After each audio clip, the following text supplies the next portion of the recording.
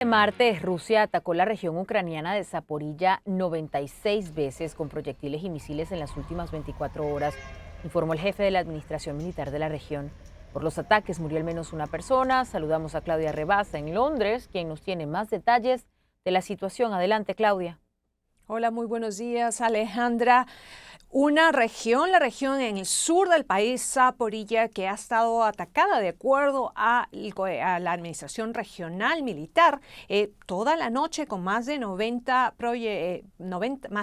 veces entre proyectiles y misiles. Esto causó un incendio a gran escala esta madrugada que la administración regional está tratando de estabilizar. También tenemos que decir, un hombre de 53 años falleció, mientras que otro hombre de 43 años ha salido herido. Y si hablamos de más eventos este día martes, Alejandra, el presidente Zelensky, el presidente Vladimir Zelensky, continúa en su gira en Europa. Él estuvo el día lunes en Atenas, en Grecia, en esta cumbre entre Ucrania y los países de los Balcanes. Ahí se ha reunido con varios líderes, incluyendo el primer ministro de Bulgaria. Ellos dos conversaron y el presidente Zelensky está tratando de hablar con todos los aliados para poder tener una alternativa al corredor del grano que pasa por el Mar Negro. Hay que recordar, Alejandra, que esta iniciativa que fue coordinada por Turquía y las Naciones Unidas, Rusia se ha retirado de esta iniciativa y hay mucha tensión en el Mar Negro por esos barcos que tienen que cargar grano, alimento, que son fundamentales para que salgan de Ucrania. Bulgaria ha prometido ayudar al presidente Zelensky en tener una salida, una propuesta. También se reunió con el primer ministro griego, a quien además le agradeció su apoyo en un paquete de defensa. El presidente Zelensky aún no vuelve a Ucrania, pero estos 3 días ha tratado de reunirse con muchos de sus aliados europeos, no solamente con el tema militar, pero también tener una salida práctica para que esos barcos continúen saliendo de Ucrania con alimentos. Alejandra. Claudia, esta semana también se realizará la cumbre de los BRICS en Sudáfrica. ¿Qué es lo que se espera de estas reuniones? Una cumbre de 2 días, Alejandra, de este grupo de países emergentes, de los cuales forma parte Rusia, India, China, Brasil. El presidente Lula da Silva lo hemos visto llegando a esta cumbre. Esta mañana hemos visto imágenes del presidente chino Xi Jinping con el organizador de esta cumbre, el presidente de Sudáfrica, Cyril Ramaphosa. Hay que recordar que no vemos al presidente chino Xi Jinping salir mucho de China y estar presente en estos eventos, pero este grupo es importante para China. Es más, ya sabemos por parte del gobierno sudafricano que están tratando de elevar lo que ellos dicen una alianza estratégica entre Sudáfrica y China para tener mayor cooperación. Hay que recordar que Rusia es parte de este grupo, pero el presidente Vladimir Putin va a tener que atender esa conferencia solo por video. ¿Por qué, Alejandra? Y es que el presidente Vladimir Putin está acusado por la Corte Penal Internacional y si fuera a Sudáfrica, Sudáfrica lo tendría que arrestar. Y es por eso que ha enviado a su representante el canciller ruso Sergei Lavrov. Ukraine's president is meeting with Balkan leaders in Greece. Volodymyr Zelensky saying Greece will help train Ukrainian pilots on F-16 fighter jets, and the sooner they're trained, the sooner the jets can join the counteroffensive. Prep Lycan brings us the latest. As Kiev's offensive grinds on with only modest gains, Ukraine's president already taking a seat in the next major weapons platform his country is set to receive. 2 key U.S. allies, Denmark and the Netherlands, confirming they will give Ukraine American-made F-16 combat aircraft. Today we are confident that Russia will lose this war. Together we prove that life is a value, that people matter, freedom matters, Europe matters. the Biden administration already signaling it will approve the F-16's transfer to Ukraine once training is complete. Denmark and the Netherlands could give Ukraine dozens of aircraft.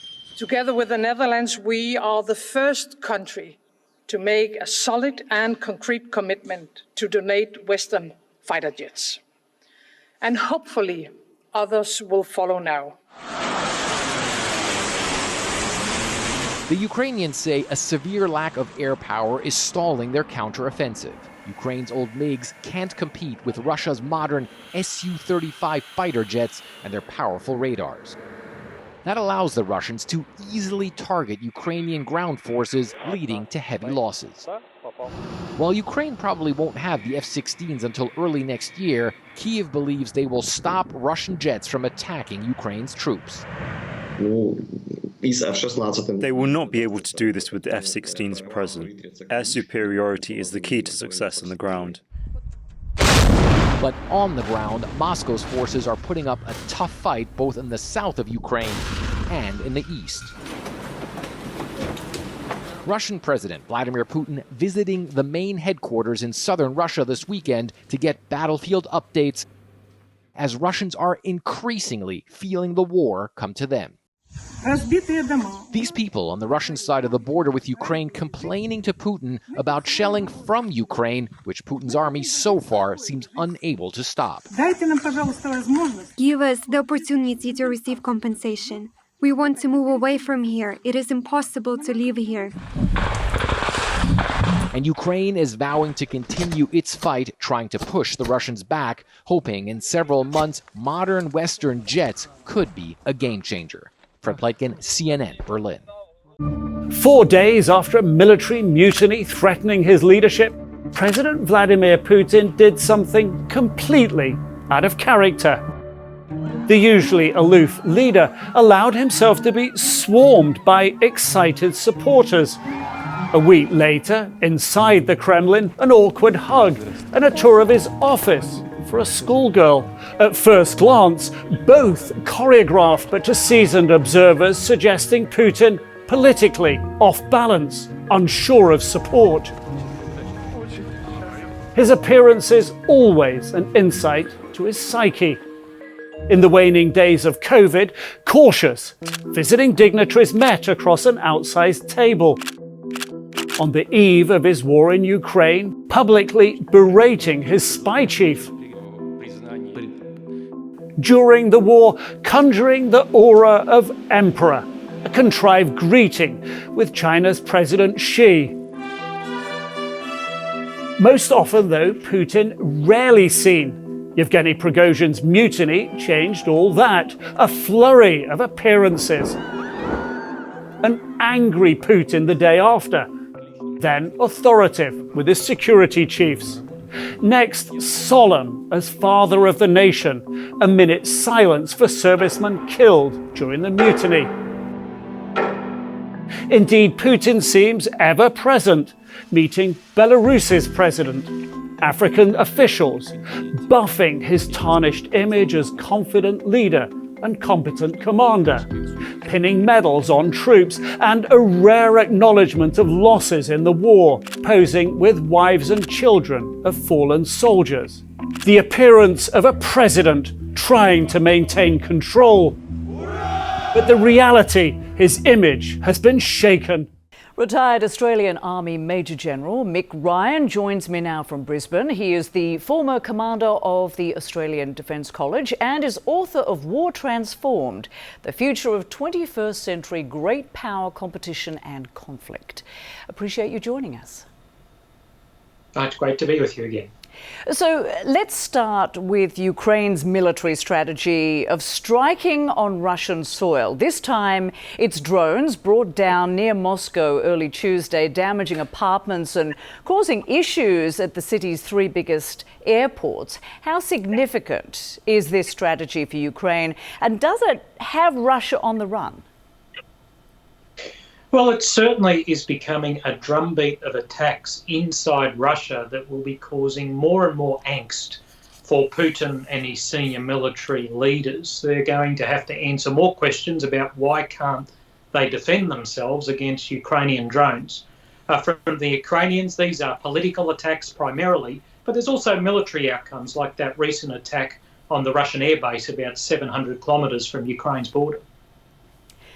And we reported yesterday on Denmark and the Netherlands announcing future donations of F-16 fighter jets to Ukraine.